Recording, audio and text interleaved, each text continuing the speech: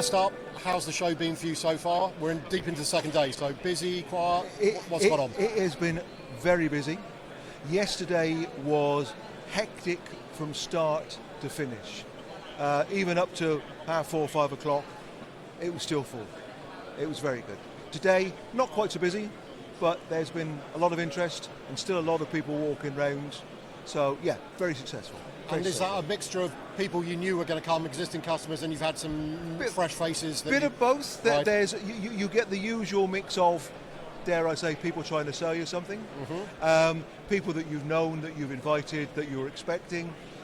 But we've had a lot of fresh faces and people that have genuine problems that they're looking to overcome. People with, something that we can help that they need. So yes, a mix. And in terms of what's actually on the booth, I mean, do you want to give us a sort of high-level view and maybe as a sort of supplementary focus on one sort of key piece of whether it's a new innovation or just something you think is particularly interesting for folks to know? So AIRSYS manufacture a wide portfolio of units from 300 watts to 600 kilowatts. We wouldn't be able to put that in any context on the stand. So we focus on two models, really. So we have in the corner a free cooling DX machine. We call it FADX. It's a unicool unit which is used primarily on containers, cabins, that sort of thing, bolted to the external of the cabin to provide controlled cooling 24/7. Most parts of the world, to be fair. We've then got a centralized display which has got a very nice, snazzy touchscreen that we can then go through an overview of a lot of our products, which has been very, very well received, very user-friendly.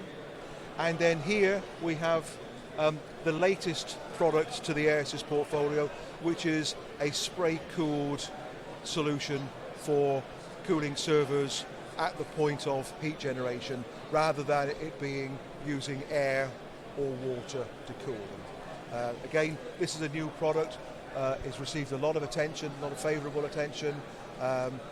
We've had 12 or 14 people stood around it trying to see what's going on. So it's been very successful. Very successful. And presumably that's been designed in mind for the higher densities and this AI explosion that everyone thinks around the corner, or is it slightly different? It's designed to cool the servers rather than anything else. So this can take 12 servers, notionally 50 kilowatts of heat rejection. So it is on the higher end of heat generation by servers. And it's then a modular solution that can be rolled out within a data center to replace racks. The beauty of it is that you don't need mechanical cooling, you don't need chillers, you don't need chilled water, you don't need air to keep it cool. So this then sits in the room and is connected in turn to a water side dry cooler and a pump set to remove the heat from the servers directly outside. The design is patented and provides for the option of recovering heat into a secondary process, underfloor heating, domestic hot water, that sort of thing.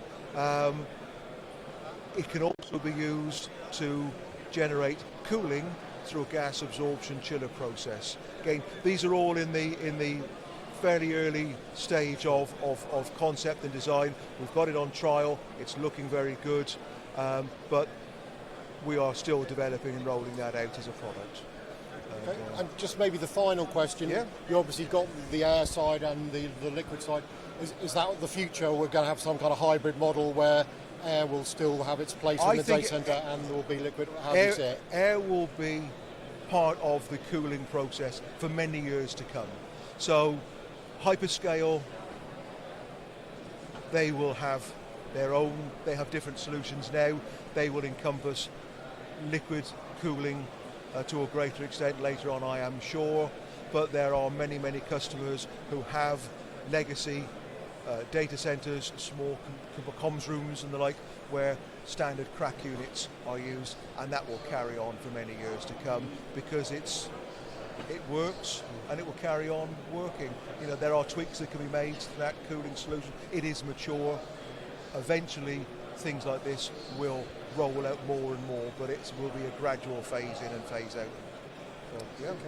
That's lovely. It's been great to chat to you. No problem Thanks at all. very much indeed, Philip. Thanks Indeed. again. Thanks. And you. Very much indeed.